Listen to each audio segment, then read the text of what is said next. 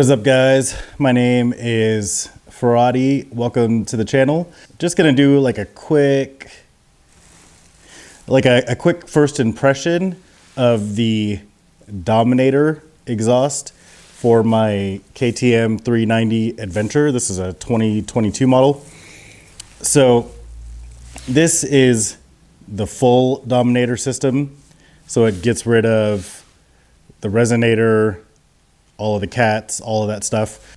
You know, here in Idaho, we don't really have like emissions or anything, so I always run a full exhaust if I can. And you know, like you heard the sound, it sounds amazing on the road. It's got like some nice like backfires and popping and then crackling when you downshift. But I wanted to do like a first impressions video because I'm pretty impressed by the way that it rides. Now mind you, I also have a Fuel X Lite. I installed that first. And when I installed the Fuel X, you know, I noticed that it did improve the throttle response, which is what I was going for.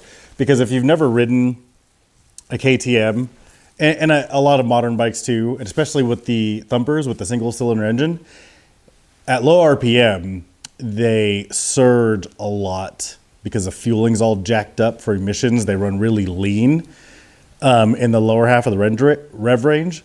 So if you're cruising, like let's say you're cruising in third gear at 35 miles an hour at like 7,000 or 6,500 RPM, the bike will feel kind of lurchy and you can't maintain it. So you have to shift up, but then you're out of the power band. So if you have to pass, you have to shift down. It's annoying. So that's why I got the Fuel X, and it worked for that. It really smoothed it out in the low range. And it kind of made it seem like it was harder to stall when I was like, you know, working on drills or riding off road, maybe. But it smoothed it out a lot. And then I also know I needed the Fuel X because I was planning on getting the full exhaust. So when you get a full exhaust system and it de-restricts the engine, you need some kind of fuel management to fatten up the air-fuel ratio, or else it could just like make that surging worse, or it could potentially damage the engine. You know, I don't have any first-hand experience with that, but that's what they say. So if you want to get a full exhaust, always plan on getting some kind of fuel management. I went for the Fuel X Lite because it was like the cheapest solution, and it's supposed to constantly auto-tune to conditions, whether it be elevation, temperature, modifications. Oh, and I also have a K&N air filter, and I removed the snorkel from the airbox, and that's just to like add a little bit of noise. Not that I can still hear it. But anyway, when I put the full exhaust on, I just put it on about 2 hours ago. You know, I didn't know what to expect, like what it was going to do to the low end or the torque or the horsepower. Now, mind you, I don't have a dyno. I haven't dynoed the bike, but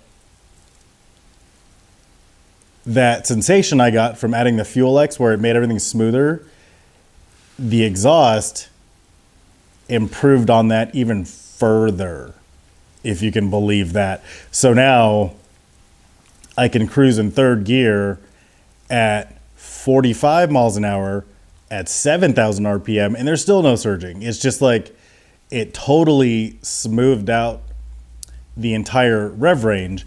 And then if you're familiar with this 390 engine, there's a dip in power right around 6,000 RPM. Like you'll be accelerating and you'll kind of feel it like it's not doing anything, and then it'll pick up and start screaming. That dip, it's still there, but it's not as pronounced. So like I can be in fourth gear at 5,500 RPM and just crack the throttle open and the bike just goes. It's like I'm so happy with how it rides with this exhaust and with the Fuel X. You know, I'm not going to say that it makes more horsepower and or torque because I didn't have a dyno, but it feels like it. Like the bike just totally rides better. That flat spot at 6,000 RPM is much less pronounced. The bike pulls harder. So, you know, I just kind of rode around my area. You know, roads that I've been riding for 10 years. So I'm very familiar with them and like what RPM I should be at and what have you. And I'm coming up this hill it's a 35 mile an hour zone, but it's a pretty steep hill. So normally I have to put it in like fourth gear on this bike just to kind of accelerate up the hill. I was able to put it in fifth gear at 40 miles an hour. So that's like 4,500, 5,000 RPM. And the bike was still pulling up the hill. Like it feels like it has more power. I got on the freeway, got up to about 70, shifted up to sixth. And sixth gear on this bike is really tall. So it's kind of like a overdrive gear where it's more about like fuel economy. But even in sixth gear on the freeway, the bike was still pulling. It would have pulled harder in fifth, but I was able to pass in sixth at 70 miles an hour. Like, I'm pretty impressed with the exhaust. The combination of the exhaust and the Fuel X, like I don't know how the bike would run without the Fuel X. Maybe the Fuel X is just doing like a really amazing job of compensating for the exhaust and adding more fuel or whatever. But between the Fuel X, the Dominator exhaust, and the K&N filter, like the bike runs amazing. It feels so powerful. It feels so strong that I might not change out my front sprocket because I was wanting to go down to a 14 tooth front sprocket just to have more punch. But I don't know if I need to now because the bike has a ton more punch. So yeah, guys, just a quick first impressions. I'm super happy with the exhaust. It was like $420 shipped to Idaho, which is really cheap. It's really nice quality. I could not be more impressed. And my buddy that he got a 22 390 ADV at the same time I did, we'll have to bike swap to compare because his bike is still bone stock. So that'll be a good comparison, and maybe I'll do a follow-up video after that.